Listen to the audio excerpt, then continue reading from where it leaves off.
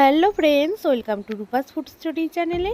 আজকে বানাবো দারুণ স্বাদে বাটা মাছ দিয়ে সর্ষে পোস্ত ঝাল। আর গরম গরম ভাতের সাথে যদি থাকে এরকম বাটা মাছের সর্ষে পোস্ত ঝাল, তাহলে তো আর কোনো কথাই নেই। দুপুরে খাওয়াটা কিন্তু বেশ জমজমাটি হয়। আর বাটা মাছ দিয়ে সর্ষে পোস্ত ঝাল খেতে কিন্তু দারুণ লাগে। আর এই বাটা মাছ দিয়ে আজকে খুব কম সময়ে, খুব তাড়াতাড়ি আর খুব সহজভাবে আজকে বাটা মাছ দিয়ে সর্ষে পোস্ত ঝাল রান্না করে দেখাবো। সেই রেসিপিটাই আজকে আমি তোমাদের সাথে শেয়ার করব। আর খুব সহজেই কিভাবে তোমরা তৈরি করবে সেটাই আজকে করে দেখাবো। আর সর্ষে পোস্ত দিয়ে বাটা মাছটা রান্না করলে কিন্তু দেখতে যেমন সুন্দর হয়, খেতেও কিন্তু দারুণ টেস্টি হয়। চলো তাহলে ঝটপট দেখে নাও আজকের রেসিপিটি। এখানে দেখো, আমি এখানে বড় বড় সাইজে 4টে বাটা মাছ নিয়ে নিয়েছি। মাছগুলো কিন্তু বেশ বড়ই ছিল সাইজে। তা মাছগুলোকে ভালো করে ধুয়ে পরিষ্কার করে নিয়েছি কেটে। আর মাছের গায়ে কিন্তু আমি একটু একটু করে চিড়ে নিয়েছি।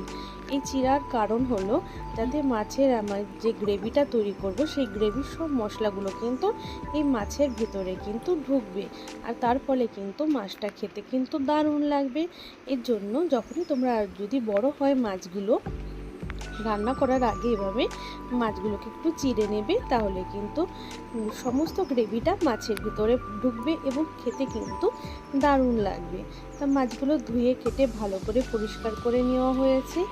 এবং মাছের মধ্যে কিন্তু লবণ আর হলুদ মেখে নিতে হবে। তা দেখো, এখানে আমি লবণ নিয়ে নিয়েছি বা নুন নিয়ে নিয়েছি। এখানে আমি মাছের গায়ে একটু নুন দিয়ে দিয়েছি আর দিয়ে দেব সামান্য একটু হলুদ।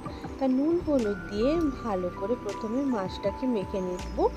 খুব সুন্দর করে মাছটার দুপিটি কিন্তু ভালো করে মেখে নিতে হবে, যাতে সমস্ত লবণ হলুদগুলো মাছের গায়ে কিন্তু লেগে যায়। আর লবণ হলুদ দিয়ে মাছগুলো কিন্তু ভালো করে ভাজতে হবে, তাই আগে মাছের গায়ে ভালো করে লবণ হলুদগুলো আমি মেখে নেব। তা দেখো, এইভাবে আমি হাত দিয়ে আস্তে ধীরে মাছের মধ্যে সমস্ত লবণ হলুদগুলো মেখে নিচ্ছি ভালো করে। তোমরাও এইভাবে বাটা মাছগুলোকে দিয়ে ভালো করে কেটে বেছে ধুয়ে নিয়ে এভাবে লবণ হলুদ মেখে নেবে মাছের গায়ে। আর বাঙালিরা কিন্তু মাছ ভাত খেতে কিন্তু খুবই ভালোবাসে। দুপুরবেলায় যদি থাকে এরকম একটা রেসিপি, তাহলে তো আর কোনো কথাই নেই। তা মাছগুলোকে দেখো লবণ হলুদ মাখানো হয়ে গেছে। এবার এখানে একটা কড়াই গরম করতে বসিয়ে দিয়েছিলাম। তা কড়াইটা কিন্তু ভালো করে গরম করে নিতে হবে, যাতে মাছগুলো কিন্তু ভাজার সময় আটকে না যায়। তোমরা কিন্তু যখনই কেউ মাছ ভাজবে, যদি কোনো নতুন হয়ে থাকো মাছ রান্না করার জন্য, অবশ্যই আগে থেকে কড়াইটাকে কিন্তু খুব ভালো করে গরম করে নেবে। তা গরম হয়ে গেছে, তারপর কড়াইটার মধ্যে আমি দিয়ে দিয়েছি সাদা তেল। তোমরা চাইলে এই রান্নাটা পুরো সর্ষের তেলও করতে পারো, তবে আমি এখানে সাদা তেলে করব। তার তেলটা যখন ভালো করে গরম হয়ে গেছে, আমি খুন্তি দিয়ে ভালো করে তেলটা সমস্ত কড়াইয়ের মধ্যে ছড়িয়ে নিয়েছি। তারপরে এবার মাছগুলোকে ভেজে নেব। তা প্রথমে মাছগুলো কিন্তু খুব বড় বড়, দেখেই বুঝতে পারছো তেলের থেকে কিন্তু কতটা বাইরে চলে এসেছে। এর জন্য একবারে সব মাছগুলো আমি ভাজবো না। তা প্রথমে 2 পিস মাছ আমি ভেজে নেব। মাছটা দেওয়ার সাথে সাথে কিন্তু নাড়া দেবে না, মাছের একটা পিঠ কিন্তু একটু হতে দিতে হবে, তা নাহলে মাছগুলো কিন্তু ভেঙে যাবে। তা মাছের একটা পিঠ যখন একটু ভাজা হয়ে যাবে, দেখবে একটু হালকা লালচে রং ধরেছে, তখন মাছটাকে উল্টে দিয়ে আরেকটা পিঠ কিন্তু আমাদের ভেজে নিতে হবে। খুব আস্তে ধীরে মাছগুলোকে নেড়ে চেড়ে একটু ভেজে নিতে হবে। তো দেখো, এই মাছ দুটো আমার কিন্তু ভাজা হয়ে গেছে। এবার আমি মাছটাকে তুলে নিচ্ছি কড়ার থেকে। একইভাবে আমি ওই মাছটাকেও তুলে নেব। তারপরে যে আমাদের বাকি মাছ দুটো আছে, একইভাবে এই বাকি মাছ দুটোকে কিন্তু একইভাবে ভেজে নেব। দেখো, প্রথমে মাছগুলোকে যেভাবে ভেজেছি এই মাছগুলো কিন্তু ঠিক সেইভাবে ভেজে নিতে হবে। প্রথমে একটা পিঠ ভালো করে ভাজতে হবে, যাতে একটু লালচে রং ধরে। সাথে সাথে কিন্তু নাড়া দিলে কিন্তু মাছগুলো ভেঙে যায়। এর জন্য একটা পিঠ লাল হওয়ার পরে উল্টে দিতে হবে, যাতে আরেকটা পিঠ এরকম হালকা লাল হয়ে আসে। এভাবেই দেখো, এই দুটো মাছকেও কিন্তু আমি একইভাবে ভেজে নেব। আর আজকের এই রেসিপিটা কিন্তু বন্ধুরা গরম ভাতের সাথে কিন্তু দারুণ হবে। তোমরা কিন্তু অবশ্যই বাড়িতে ট্রাই করবে এবং আমাকে কমেন্ট করে জানাবে যে কেমন লেগেছে তোমাদের কাছে এই রেসিপিটা খেতে, এবং কতটা ভালো হয়েছে এই রেসিপিটা, সেটা আমি তোমাদের কমেন্টের মাধ্যমেই বুঝতে পারবো। তো দেখো মাছ দুটো কিন্তু আমার ভাজা হয়ে গেছে, তুলে নিয়েছি, তার সমস্ত মাছগুলোই ভেজে নিয়েছি। এবার কড়াইতে যে তেল রয়েছে এই তেলে আমার রান্নাটা কিন্তু হয়ে যাবে, আর কিন্তু আমি তেল অ্যাড করব না। এবার এই তেলের মধ্যে দিয়ে দিয়েছি কালো জিরে ফোড়ন। সর্ষে পোস্ত ঝাল করার সময় কিন্তু কালো জিরে ফোড়ন দিলেই এর টেস্ট এবং গন্ধটা কিন্তু দারুণ হয় অন্য কোনো মশলার থেকে। তাই এখানে কালো জিরে ফোড়ন দিয়ে দিয়েছি, তারপরে দিয়ে দিয়েছি তেলের মধ্যে সামান্য একটু নুন, আর দিয়ে দিয়েছি হলুদ, আর দিয়ে দিয়েছি কাশ্মীরি লাল লঙ্কার গুঁড়ো, আর দিয়ে দিয়েছি চেরা কাঁচা লঙ্কা। তোমরা ঝাল অনুযায়ী এখানে কাঁচা লঙ্কা অ্যাড করবে, তোমরা চাইলে এটার পেস্টও ব্যবহার করতে পারো কাঁচা লঙ্কার, তবে আমি এখানে গোটা কাঁচা লঙ্কা চিড়ে নিয়েছিলাম। তারপরে দেখো কড়াইতে দিয়ে দিয়েছি সর্ষে পোস্ত বাটাটা।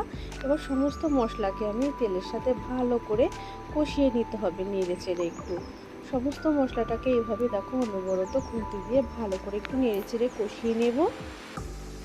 এবার মিডিয়াম রেখেছিলাম, এবার একটু হাই হিটে দিয়ে দিয়েছি গ্যাসের ফ্লেমটা। তারপর সামান্য একটু জল দিয়ে আবারও ভালো করে একটু কষিয়ে নিচ্ছি মশলাটাকে। এর ফলে মশলার টেস্টটা কিন্তু বা গ্রেভির টেস্টটা কিন্তু দারুণ আসবে। তাই একটুখানি ভালো করে জল দিয়ে ভালো করে নেড়ে চেড়ে মশলাটাকে কষিয়ে নিচ্ছি। যখন দেখবো ওপর থেকে খুব সুন্দর তেল ছাড়তে শুরু করেছে, দেখো উপরে তেলগুলো ভেসে উঠবে, তখনই মনে হবে যে আমাদের মশলা কষানোটা কিন্তু দারুণ হয়ে গেছে বা কষে গেছে পুরো মশলাটা। খুব সুন্দর দেখো ওপর থেকে তেল ছাড়তে শুরু করে দিয়েছে, মানে মশলাটা খুব সুন্দর কষে গেছে। এবার এখানে পরিমাণ মতন জল অ্যাড করে দেব। দেখো এখানে যে যেমন গ্রেভি রাখতে চাও সেই অনুযায়ী এখানে জল অ্যাড করবে। তা প্রথমে আমি 1 বাটি জল দিয়ে দিয়েছি, আর এখানে দিয়ে দিলাম হাফ বাটি মতন জল। তোমরা চাইলে 1 বাটিও জল দিতে পারো, তোমরা যেরকম গ্রেভি রাখতে চাও সেই অনুযায়ী এখানে জল অ্যাড করবে। তা আমি 1.5 বাটি জল অ্যাড করেছি। এবার ভালো করে মিশিয়ে নিয়েছি জলের সাথে গ্রেভি, মানে আমাদের মশলাটাকে। এবার ঝোলটাকে কিন্তু ভালো করে ফুটিয়ে নিতে হবে। দেখো ঝোলটা এখানে আস্তে আস্তে ফুটতে শুরু করেছে। তা ঝোলটা কিন্তু আগে ভালো করে ফুটিয়ে নেব, তারপরে কিন্তু আমরা মাছগুলো দেব। আগে থেকে যদি মাছগুলো দিয়ে দিই তাহলে কিন্তু মাছগুলো একদম নরম হয়ে যাবে, আর সার্ভ করার সময় কিন্তু মাছগুলো ভেঙে যাবে। তাই ঝোলটাকে কিন্তু অবশ্যই বা গ্রেভিটাকে ভালো করে আগে একদম টকবক আজে ফুটিয়ে নিতে হবে। এখানে আমি স্বাদ আর একটু বাড়িয়ে দেওয়ার জন্য সামান্য একটু চিনি অ্যাড করব এখানে। তোমরা যদি মনে করো চিনি দেবে না তাহলে চিনিটা নাও দিতে পারো, এমনিও রান্না করতে পারো। তবে স্বাদ একটু ব্যালেন্স করার জন্য আমি এখানে চিনিটা দিয়ে দিয়েছি। চিনিটা দিয়ে এবার সুন্দর করে আমি ঝোলটাকে দেখো কত সুন্দর টকবক করে ফুটিয়ে নিচ্ছি। ঝোলটাকে কিন্তু দারুণ করে আগে ফুটিয়ে নিতে হবে। তাই এইভাবেই আমি কিছুক্ষণের জন্য গ্রেভিটাকে ভালো করে ফুটিয়ে নিয়েছি। এবার ভেজে রাখা মাছগুলোকে আস্তে আস্তে আমি গ্রেভিটার মধ্যে দিয়ে দিচ্ছি। দেখো এরকমই আমি গ্রেভি রেখেছি যাতে সবার হয়, এই অনুযায়ী এখানে আমি জলটা অ্যাড করেছিলাম। তো এবার ভাজা মাছগুলোকে আমি দিয়ে দিয়েছি। এবার নেড়ে চেড়ে একটুখানি আমি ঝোল বা গ্রেভির সাথে মিশিয়ে নিয়েছি। তারপরে আমি এখানে হালকা করে একটু ঢাকা দিয়ে কিছুক্ষণের জন্য রান্না করব। দেখো এইভাবে গ্রেভিটা খুব সুন্দর করে মাছের মধ্যে ফুটছে। এই যে আমি ঢাকা দিয়ে রাখলাম 5 থেকে 7 মিনিটের জন্য, ঢাকা দিয়ে একটু রান্না করে নেব। ঢাকাটা খুলে নিয়েছি, দেখো গ্রেভিটাও কিন্তু খুব সুন্দর গাঢ় হয়ে গেছে, আর কিন্তু উপর থেকে তেলও ছাড়তে শুরু করেছে। এইবার আমি এখানে দিয়ে দেব ধনিয়া পাতা কুচি। উপর থেকে দিয়ে দিয়েছি ধনিয়া পাতা কুচি। ধনিয়া পাতা কুচিটা দিয়ে আবার একটু হালকা করে খুন্তি দিয়ে একটু জলের সাথে মিশিয়ে নেব বা গ্রেভির সাথে মিশিয়ে নিচ্ছি।